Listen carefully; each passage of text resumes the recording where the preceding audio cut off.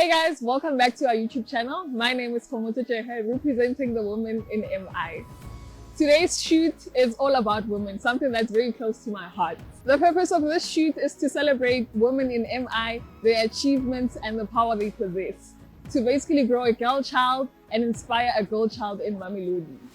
We will be in conversation with some of our lovely learners, our hardworking volunteers and some of the most inspiring board members. This shoot means a lot to me because I'm an advocate of women and women doing well in their lives. I believe that as a girl growing up in Mamelodi, seeing or hearing from women doing their best in any field of work would really inspire me as any girl child. We will now be in conversation with one of our board members, Quincy Mulube. I will let her introduce herself. Who are you? What field of study are you in? And what profession are you in? Oh, Komoto, I thought you were going to introduce me. I was sitting here waiting. I wanted to hear I all want the you to things. do it because I feel like you do a lot and I can't keep up. So rather you do it yourself. Okay, so you actually asked a lot of questions. So I'll try and summarize. I think first and foremost, I don't think what you do or your profession defines you. I think it's just part of who you are and like your journey. Yes. I think for me, what defines me the most is being a mom. I'm a mom of 2 toddlers. I love that. It's something that I've dreamt of my whole life. And I'm a wife. And then I am Quincy, who is a business owner. Quincy, who's a career coach. Quincy, who is a board member at MI. Yes. Quincy, who's the founder of her own foundation, a Million Girls Foundation as well. So I do a lot of things. On a professional level, I used to be a continuous improvement specialist or a business analyst within the financial sector and the financial space. So what I did there was I solved problems. It would be my job to look at a process and try to optimize it or make it more efficient. So you know when you're calling F&B, well, maybe not F&B, shame if they see this, my bad. It's just an example. So if you're calling a contact center and you're calling because something is broken, that process that is broken, that would have been my job to fix it, to look at it and analyze and say, why did that irritate Komoto so much? Why wasn't that seamless? And fix it. Okay. So I left that corporate space around 3 years ago to start my own company. I'm now a career coach at Hello Coach K, and I focus on graduates and young professionals. So it's my goal or my dream to help young people like yourself transition into corporate careers the most efficient way. So I want to make sure that you guys have the tools that you need as well to be successful in that space for however long you want to be in that space, right? Last year as well, we're actually 1 year old. I founded my foundation, a Million Girls Foundation, and that focuses on young girls. Our aim there is to try and get them to stay in school so that they can also be financially and economically free, I think, and sustained for themselves. And again, I sit on the MI board. That's why I'm here with you today. And here we focus as well on education and just making sure that the student pool in Mamelodi as well have the support that they need as they transition through high school and beyond. All right. So I've read up on you. I've done my research. So you've talked about Hello Coach K. Can you please tell us more about the A Million Girls Foundation, whose goal is to keep girls in school, 1 million girls in school by 2026? Yes, very, very tall. It's a very tall vision, isn't it? It's a very tall ask. But you've been doing very well. I've been seeing posts. I scroll down. You have been doing very well with the menstrual cups. Yeah, so with that, I think education was really important to me, right? Growing up for me, education was what led me here. So I grew up being told a lot of things about who I am. I grew up people predicting and claiming all sorts of things over my life that I wouldn't need to own my own future, right? Because of how I look or my body type or whatever the case may be. The narrative was always, I wena o slender, or, otwegi, you'll be fine. Just find a man, and, you don't have to stress yourself or worry about where you will be. And I couldn't accept that. I wanted to be able to control and own my own life and be what I always thought I would be for myself, right? Not reliant on a man. And so I chose to study. And I studied, and that's actually what almost freed me. And I'm like, okay, cool, I can be something on my own. I can stand on my own. I actually don't need all of those predictions, all of those men, or whatever that situation was like, to be who I want to be. And so because I saw my freedom that way, it flowed with education, and I married a man that I chose for myself, right? Not one that was chosen for me, not one that's 20 years older than me, not one that one that you had to marry. Yes, not one that I had to marry, but one that loved me and I loved back, and we're the same age, funny enough. Everybody's always shocked about that, but we are the same age. And so when I founded A Million Girls Foundation, it was important for me to give them the same gift of education. Yes. Right? And I'm like, I don't have resources to give you a bursary, but what's the small thing that I can do now to help you stay in school and help bridge that gap? And I thought, well, menstrual health is really also an important aspect for me, and it's also one of the reasons that's keeping girls out of school. Definitely. So how do we close that gap? How do we close that loop? And we wanted a sustainable solution. There are plenty of people who do pad drives every single month, and there's nothing wrong with that. I think that is still an impactful way to do things, but our solution is menstrual cups, because one cup will last one girl 10 years. So we're saying that you don't have to. That changes your entire life, right? Yes. You don't have to keep worrying about where you're going to get your next pads, next month, and the next month, and the next month. So we do that, but our foundation focuses on their holistic wellness as well. So it's not just about, hey, here's a menstrual cup. Now, you don't have any other reasons to stay out of school. It's, well, here's a menstrual cup, and here's a mentor. Here is a professional who's in a space that you are maybe thinking about. This is their journey. Hey, make a network there. Grow your own alumni network. Grow your own base and have career currency before you even get there. It's also just a reminder that you're not alone. You don't have to do it alone. You're not alone, and like we're there to support you. So I think in a nutshell, yeah, that's A Million Girls Foundation. And I can definitely attest to not being able to go to school because I did not have pads. There was a time where I didn't have pads, and if you don't have pads, you can't go to school. And I remember there was a time we went to this other school, and they gave us menstrual not menstrual pads, panties. So it was a panty that you could wear that absorbs the blood that you could wear. It lasted, I think, 3 hours, but I would constantly have to go check. So with a menstrual cup, it actually lasts 67 hours. 12 hours actually. 12 hours, even more. Yes. So you can actually wear it for 12 hours in your day. Okay. And I would like to move now to your work, the work that you do at the Mamelodi Initiative, right? So we work mainly with students, and I want to ask, what advice would you give, or what soft skills do we need as we are now moving into the workplace? I think just your top three, Top three. Yes. Okay, so one of them is definitely communication. Remember that working in a corporate space is all about building relationships. And you can only really build those relationships when you engage with somebody else in a meaningful way, right? Because even engaging in a meaningful way, you're also building and developing trust. And that's what you need to succeed in corporate. You need to have allies all over the place. You need to have planted allies everywhere you go that are not only going to build with you and grow with you, but also recommend you.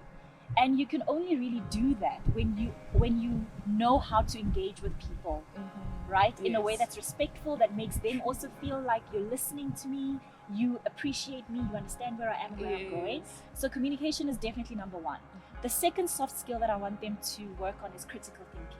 Okay. Now, critical thinking basically means your ability to look at a lot of information, break it up, analyze it, evaluate it, and then make a solution, right, for whatever problem you have. So if somebody says, here's your problem, Komatsol, please fix it, solve this. You have to have the ability to sit on your own and go, okay, what's the problem? How do I fix it? What are the resources I need? And even to have that sort of EQ to say, oh, I can't solve this on my own. I need to go and find this specialist and that specialist and talk to that manager and that person and see what we can do together.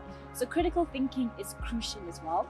And I think the last skill that I would say that they also need to build, oh wow, there's so many.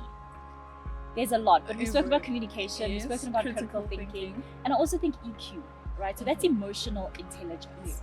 That's your ability to also understand perhaps how do you collaborate and work with other people, how you create harmony, right? So you also have to be mindful of the fact that how you're feeling that day or what's going through your mind isn't necessarily what other people are attuned to, and that not everybody's out to get you. Like, corporate will make you feel like it's a very combative space, but it's not necessarily that. You also have to have that sort of sense to say, okay, these are my feelings, these are my insecurities that I'm feeling, these are my competencies, and I'm not going to project those onto Khomotso. If I'm having a bad day, I'm not going to make Khomotso have a bad day because that's how I'm feeling. So I think those three things, if they can work on that, they will transition quite well and grow within the corporate space. Okay, so communication is very important, critical thinking, and emotional intelligence. Yeah. Right. Okay, so we volunteer to be part of this program, right? So I want to ask, does that make me more employable? And what would you say is the importance of volunteering? Especially, is it important? Do I need to include that in my CV? Yeah. I think that's an amazing question, because I don't think people ever consider volunteering beyond I'm just giving back. And I think it's crucial what you said when you said, does it make me more employable? And it definitely does, provided that you highlight it and you put it on your CV the correct way. So you really need to maximize on it. Okay. All right. So what I want you guys to do when you are volunteering is always be mindful and be aware of the input that you put in. What's the value that you bring into MI, right? What do you do at MI, and how do you make that space different, right? Like, would they still be able to do what they do if Khomotso left? Right? So I can't just put it on my CV, go to MI and then be like, then leave. No, you also can't just go to MI, sit down and go, okay, I'm here. I'm volunteering. I'm here for 6 months, thank you. Right. You need to be able to tell people that are going to interview with you, this is what I did at MI, this was the impact I made, this was my day-to-day function, these are the projects I worked on, this is the impact that I had, right? So if you're going to volunteer, it is amazing to do that, because it also gives you that experience and that content that you want for your CVs, right? Yeah. Thank you. And with volunteerism, I think it ties in very well with serving others. And I think you do a lot of serving. You serve quite a lot of people. And what would you say is the importance of serving? Wow, I think the importance of serving for me, I think it's a spiritual connection.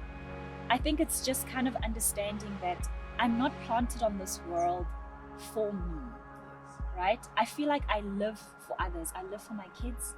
I live for the graduates and the young professionals that I coach. I live for you guys at MI, because as I sit on the board, it's my job to serve you, right? It's my job to say, what do you need?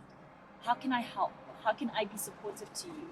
By the way, sitting on the board, we do the very boring stuff. What they do, they actually do the amazing stuff, the work, the talking to students. But yeah, I think it's a spiritual connection. And I think once we realize that as human beings, that I'm connected to you deeper than a physical connection or how I am here, and that me serving you will also input something beautiful in you that's going to feed all the good things in you, right? Your good qualities, your confidence, your integrity. I think for those who are Christian, or for those who read the Bible, we know that we have been given dominion over this space. And we have to be very careful around what we do with that dominion. So I think serving comes from that place. And it's also not from a place that says, oh, I'm doing this so that Khomotso can do this for me. You have to serve with right? What is that in English? Do you it have to serve wholeheartedly. Yes. So you must serve wholeheartedly and for the other person, without this thing in the back of your head that says, this is what I want for you. So yeah, I think that's what serving means to me. And I think the face that I gave you earlier was like, oh, because I never looked at it that way before. Yeah. I didn't consider that. But it's serving. You're ultimately giving your time, your resources, the knowledge you've gained into the many projects that you are a part of. Yeah. You see, I see it as living in my purpose, right? Yes. This is what was planted in my heart to do, and so every day I do my best to take a step into my purpose and live in it more and more. And if that means serving other people, then yes. So Thank it's you bigger for that. It's bigger than me. Yeah, it's your purpose. It's my purpose. All right. The next question I have, I think, because we are celebrating women this month, what does the term living for yourself as a girl mean? Yes. Whoa, that's a big question.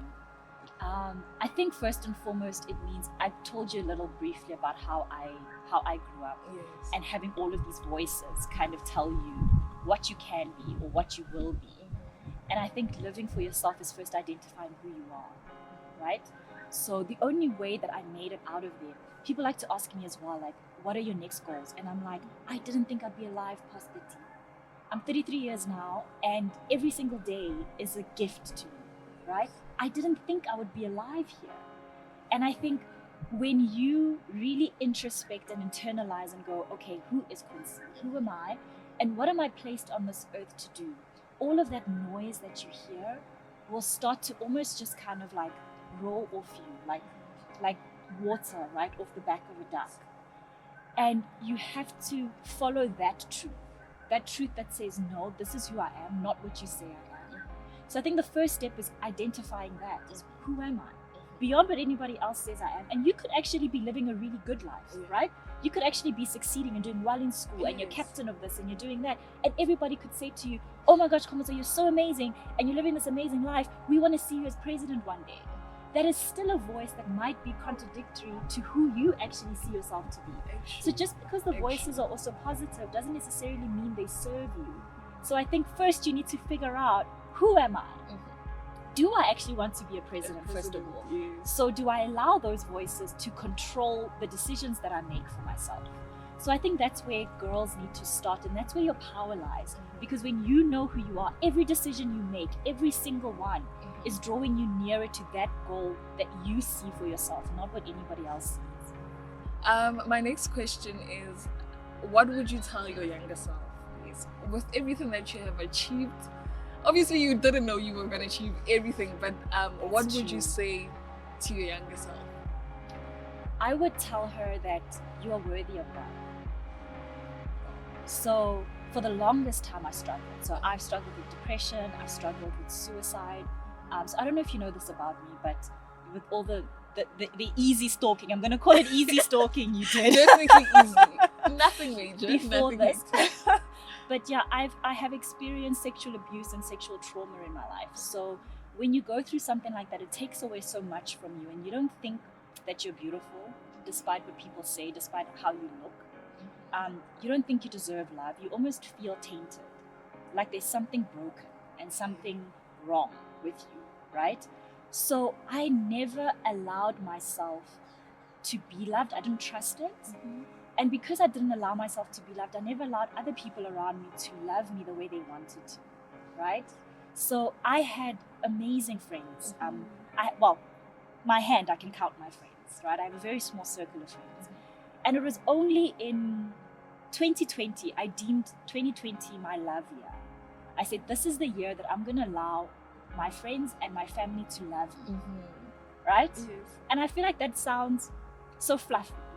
It does. But it's beautiful though. It's beautiful. And it is that I finally sat down and said, okay, I'm going to allow you to love me the way you want to love me, and I'm going to receive that love, right? So 2020, I literally did that. I said, okay, friends, how you want to give me love, I'm going to actually accept it and receive it. Because I'm one of those people who does everything for myself. I don't trust that, Komoto, you will do this for me because you love me. That's where my mindset was, right? That's where my my thinking was. So I started to say, okay, friend, you want to do that for me? Do it for me and I'll receive it. No matter how small it was. It was from doing my daughter's baby shower.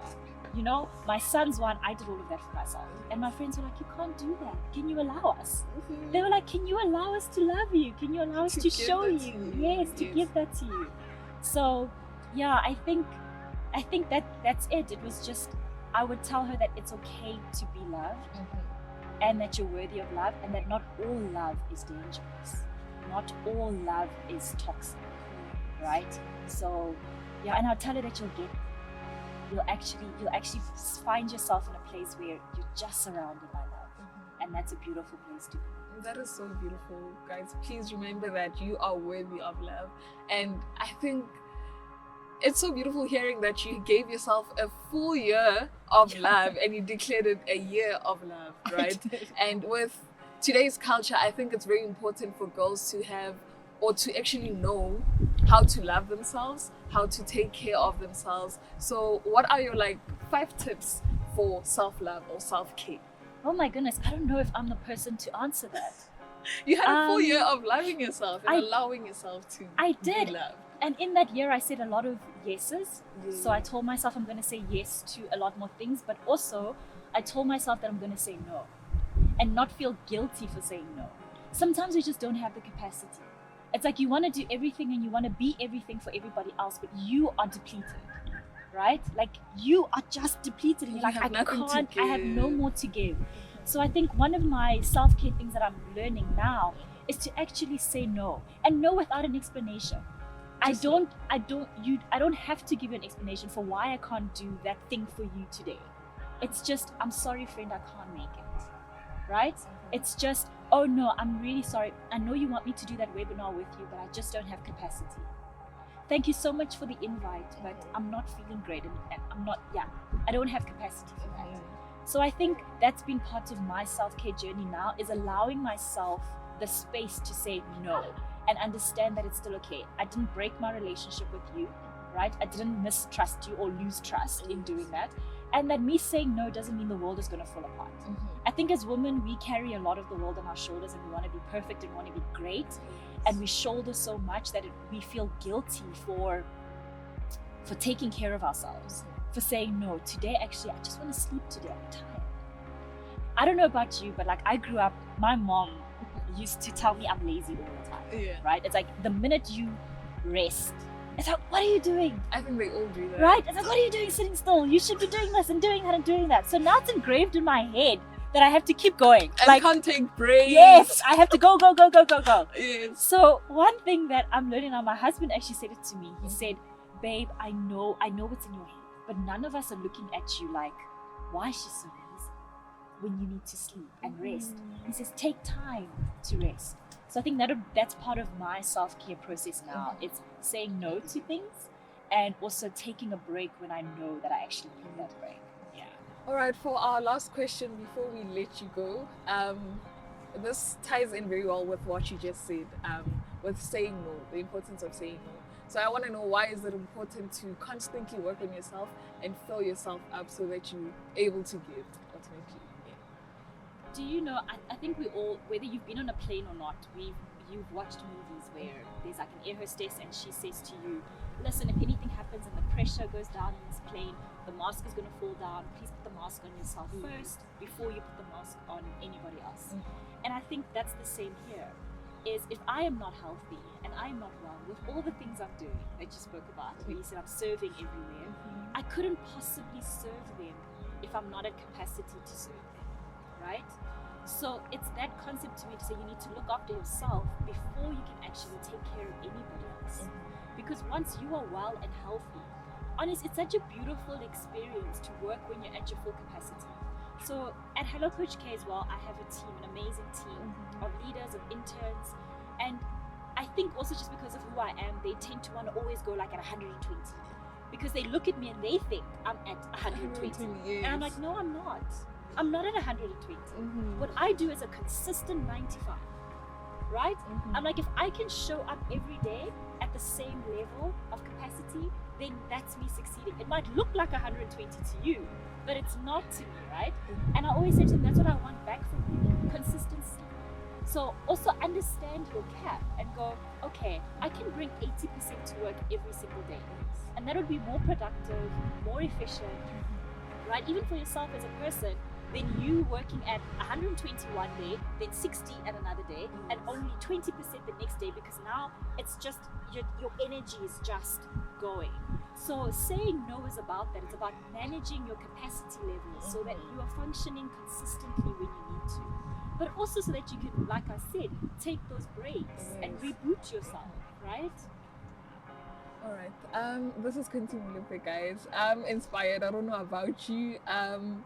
I'm adding you on my list of top women that I look up to in South Africa. Thank you. No, I actually, before we go, I want to ask you something. So you came out today and you called us and you said, you know, Quincy, I want to interview you today. And I said, okay. And because this is a whole theme on Women's Day, I want to ask you and see whether or not you sort of introspect and you see yourself. So what does power mean to you as a woman? And do you know that you have it? Yes. Okay. I think the first thing to do, or the first thing that I know I have is I realize that I have that power. And I think a lot of women don't realize that they have that power because our parents tell us that your power is in the kitchen. Yeah. Your power is in housework. Yeah. So once you realize that I can actually do more, I have more to give, I think that's when I tap into that power. The fact that I know that I can give a whole lot more. It starts in here. you, right? Yes. So as women, I know that you need to know that you have more power and you have something to give. Yeah.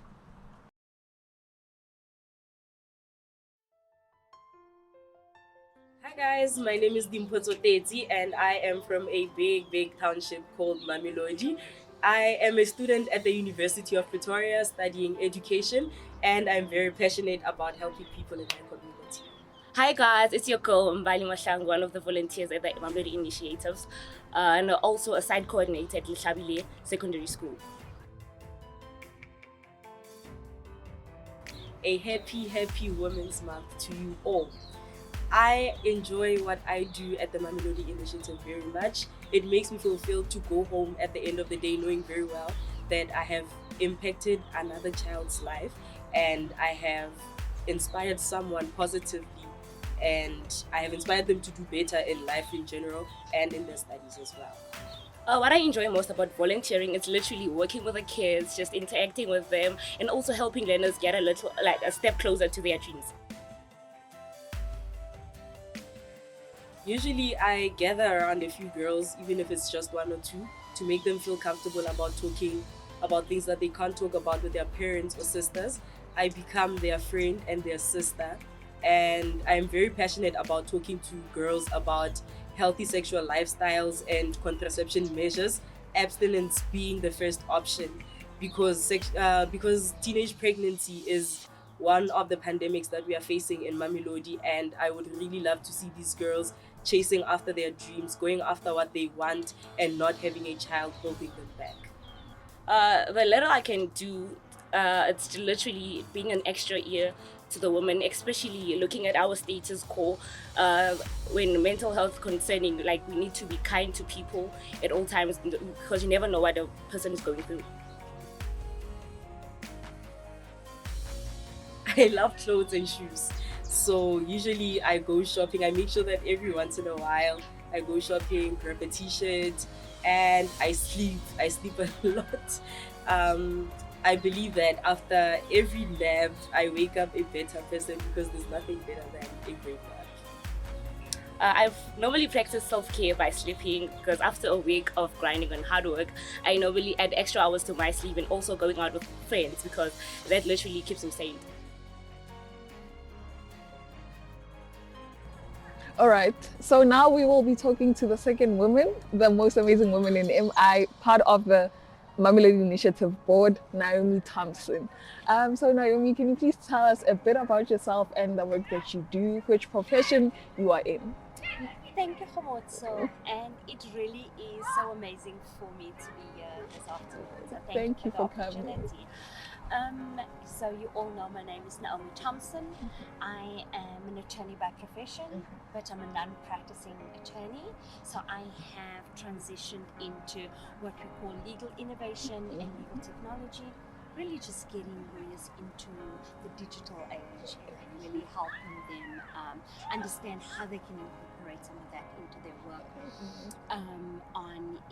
Besides my career, I am involved in several impact projects. I really believe in living your purpose and being able to give back to others. You've just spoken to Quincy, who is one of the board members. I work with Quincy on her foundation, the Million Girls Foundation. I volunteer my time to be part of the Mamelodi Initiative. I also have my own foundation that I haven't really spent a lot of time on, but it really is to empower and to help others that wants to pursue an international master's degree, to like really mentor them, advise them, and see how you can get to fulfill your dreams, because I think my entire philosophy is around enabling the dreams of others and helping them fulfill their dreams. All right. That is very interesting. never heard of lawyers in the digital space. So how does a typical day look like in your life? Yes, it is a very interesting career. It's also very new, right? Yes. So lawyers typically are very book paper orientated, but for lawyers to be able to operate in a business are digital, the world is digital, we cannot stay behind. So a typical day for me would really be speaking to different companies, different businesses. It's about educating lawyers as to what can they do. Sometimes it looks so daunting, and I often get lawyers asking me, so will AI take over and will they become the lawyers of the future? Yes. I'm like, no, they definitely will not. But how do we get AI to get you to be better?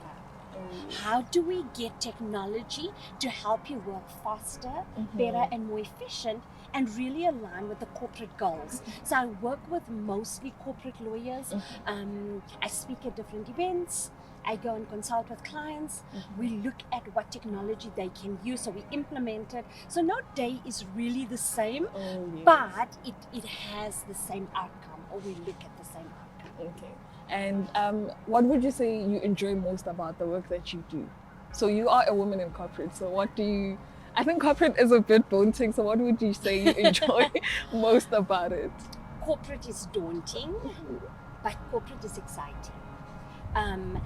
What I really enjoy is the opportunity to make a difference. When I'm able to see, when a client comes back to me, and most recently I had a client that says, I had an idea in my head. I had some kind of vision of what I wanted to do, but I didn't know how. And you made it a reality. You converted that and took what was in her head and was able to implement it. That for me, I love. When I'm able to walk away and see a happy client, when I'm able to walk away and see, like, you know what, we were able to change an age-old profession. We were able to, and the legal profession as well as corporate is still very male-dominated, right? The participation of women successfully in economic participation is not yet at the level that we want it to be. So how can we change that? How can we increase the participation of the women? And you know what? We start with the girl child, right? We start with telling the girl child that you have a place there. You rightfully belong there. So let's get you into where it is that you want to get in. So that for me is all aspects of that really excites me. What I do. Okay, she's went ahead of me. Sorry. That was my next question. As a woman in corporate, what would you change about corporate, especially for women? Yeah. Okay, so I think that is such a deep question and such a long question, because there's so much that we can change. But I think, you know what, I will start with looking at biases, because there's inherent biases that exist, and it doesn't only exist with our male counterparts, right? It exists with us. It exists with you and me. Thinking that, you know what, should women be in tech? Should women be in science and technology? Like, what is their role? So let's start with examining ourselves first. What is my bias towards myself? What's my bias towards other women? And how can we get men to be allies? How can we get men to say, let us support women into the roles that they want to be? Let us be a sponsor for them. And like my notion of mentorship and sponsorship, I just wrote about it recently, saying that what are we saying to promote others when they are not there? So if a woman sits in a boardroom, right, often there is just one woman or two women in a boardroom in a room of men.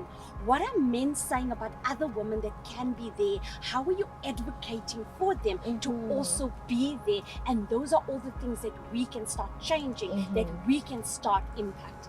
Okay, so you can start by, because you're already in a room full of men in a male-dominated industry, so it's important to vouch, if I can put it that way, vouch for other women. Absolutely. And I like what you said, that it starts with the girl child. So how do we get like more girls to be interested, just merely interested in corporate, you know, to want to go into that space? It is exposure. It is breaking down those barriers, right? And breaking down the notion of a girl or a woman thinking that I shouldn't be there. And I wanted to touch this on earlier. So it doesn't matter how much we grow, it doesn't matter where we are, we all come face to face with the notion of imposter syndrome. Should I be here? Am I supposed to be here? Why am I here I right now? deserve Do I to be deserve here? it? Like someone else should be here right now. So like, how are we making it okay for girls to say, you know what, you're going to have imposter syndrome? Make peace with the fact that you're going to feel uncomfortable. You're going to get into rooms where you think like, why am I here? This is not for me. And it is okay, but feel that fear and do it anyway. Do it anyway. And then it's for us to take that girl and tell her, it's sharing our stories, right? It's exposure. So if you don't know what's there, you're never gonna know that you can do something. So how are me and you and organizations like the Mamelodi Foundation that is so excellent at what they're doing to actually just create that vision? So for young girls that come to school and go like, oh wait, I can go study at Harvard. I can may do that. be like a whole lot of money, but it's possible, right? Oh, I can be the CEO of a listed organization because you know what? Maria Ramos was a CEO of a top 40 biggest bank in South Africa. This woman did that, so I can too. But you know what? We need to take them in. We need to let girls know that it's okay. Come and see what we're doing. And sometimes you go in and a girl looks like, oh no, that's not what I want to do. You know what? I want to be in the arts. I want to go and dance. And that's your passion, that's your purpose. So go do that as well and expose them to as many professions, to as many opportunities as they can possibly be exposed to. And that will ignite that fire within them. Okay. She said, feel the fear and do it anyway. I repeat, feel the fear and do it anyway. I really like that. And my next question is, what would you say to your younger self, seeing everything that you have achieved and doing so well in the corporate space? And you know, I think I'll always say it's daunting for me, but I need to get to a space where I'm like, I need to be comfortable in this. I'm gonna feel the fear and do it anyway. So yeah, my next question is, what would you say to your younger self, even a younger me? Yes. You know what? I start right there. I start telling you that you are going to feel intimidated. You are going to feel like, what? I don't belong there, but you do.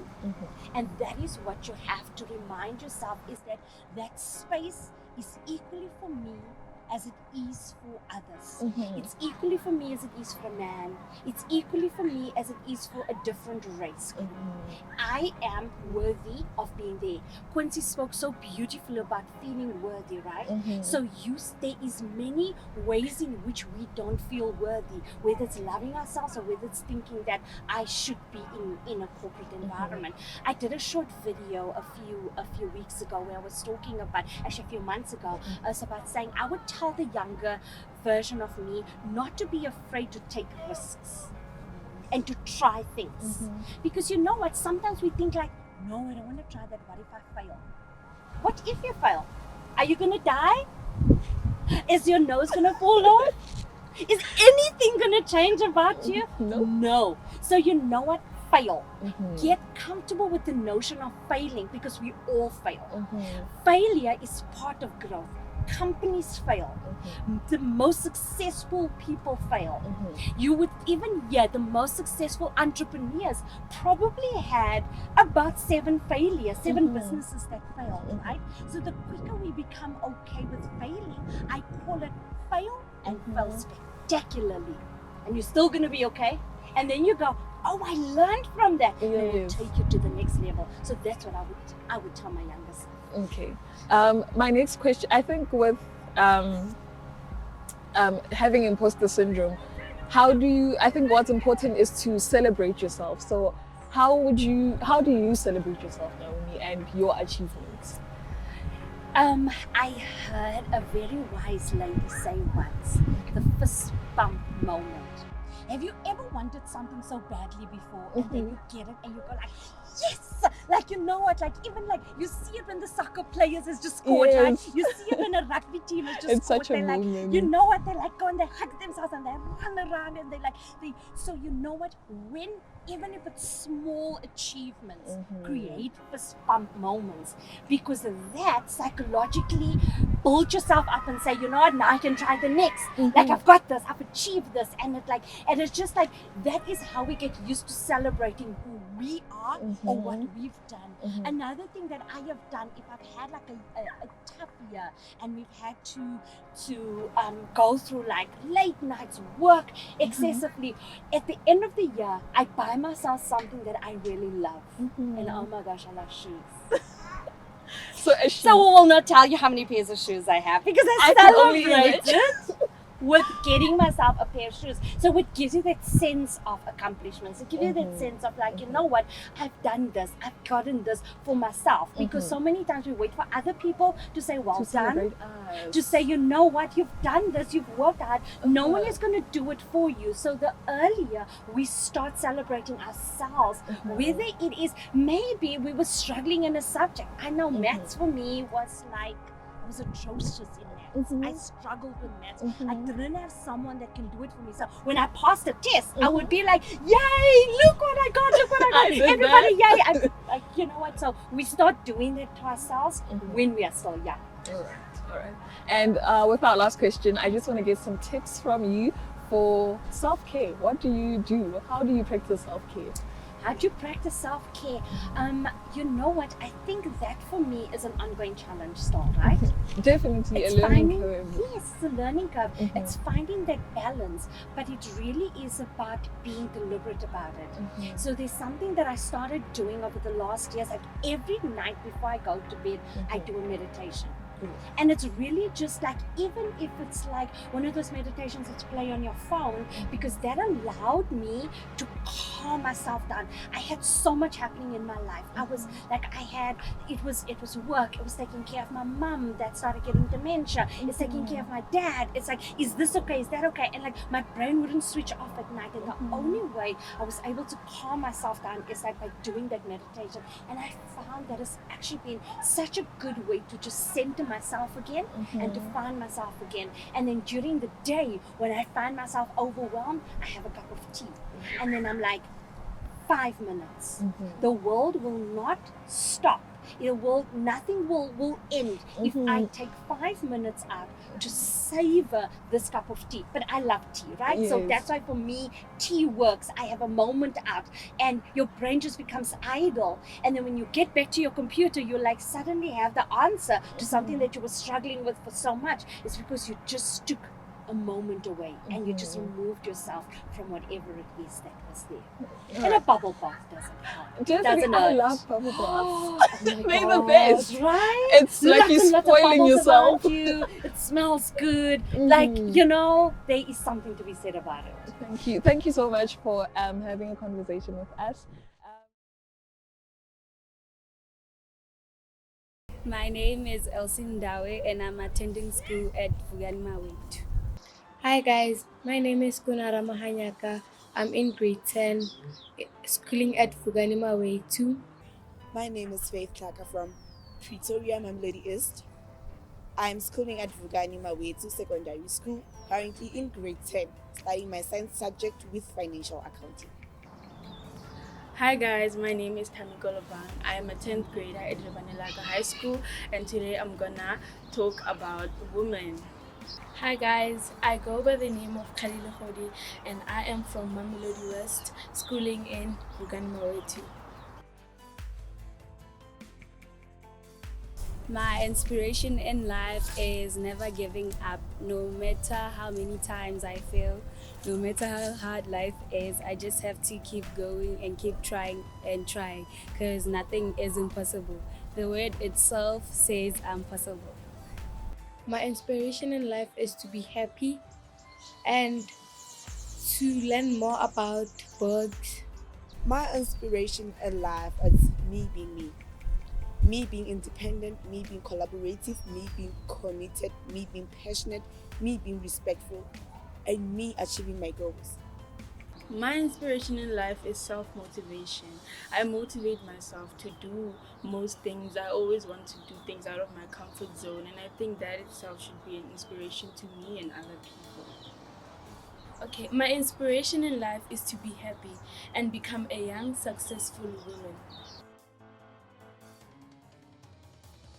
My grandmother is one of the women that inspire me in my community because she raised me at an early age and she just never gave up on me.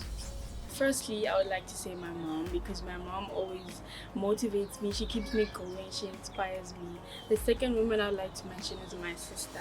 My sister owns a non-profit organization and the work she does really touches me, and I think I would want to be like her one day. And the third woman is my choreographer, my dance choreographer. She told me that whatever I want, I have to fight for, and I think that that's also what keeps me going. So yeah. A woman who has inspired me in my community as my church member, Memasha. She is a lovable person. She's a kind, caring, loving, and respectful person. Okay, my mom has inspired me a lot because she is a nurture. She's such a nurturer of her children, and she helps us a lot. She helps her community a lot. So that's my inspiration in life. I'd inspire other girls to be themselves and never to give up and to conquer this world. Simply telling them to be themselves, simply telling them to achieve their goals, and simply boosting their self esteem. I would prioritize my education because that is the most important thing that is needed in order to be successful. And also, I would do the same thing that the Mamelodi Initiative teachers are doing because that gives me inspiration to be the better me.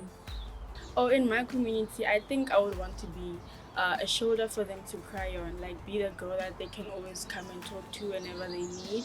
Always set a good example for girls younger than me and also try and inspire women older than me.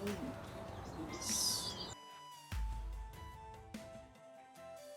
I practice self-care by practicing good sleeping hygiene, and if shopping and spoiling myself is a type of self-care, then it's the best option that I choose.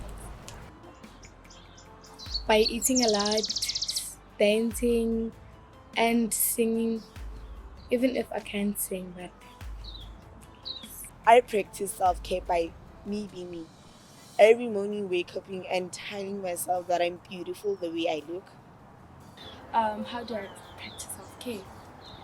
What do? Is I exercise my mental state and physical abilities, and most importantly is I try to look good at all times.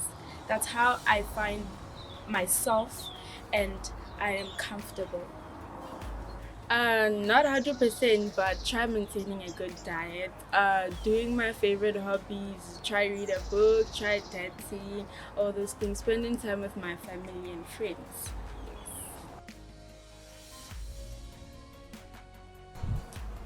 Growing up in Mamelodi as a girl is really amazing for me because I met a lot of people.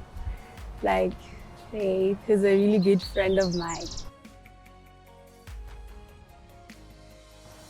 Some of the challenges that I went through years ago in Mamelodi is growing up without a mother. It has really been difficult for me, but luckily I met my grandmother who's taking real good care of me.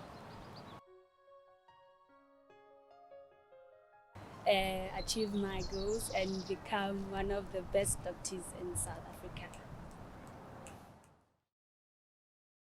I hope that you guys enjoyed the conversation that we had with some of the most amazing and inspiring women in MI. I hope that you like, comment, share, and subscribe. Personally, I believe that we should celebrate a girl child each and every day. You as a girl child, you need to celebrate yourself each and every day. Grow yourself, empower yourself, and move. I hope that you guys like, share, comment, and subscribe to the channel. Until next time, happy Women's Month.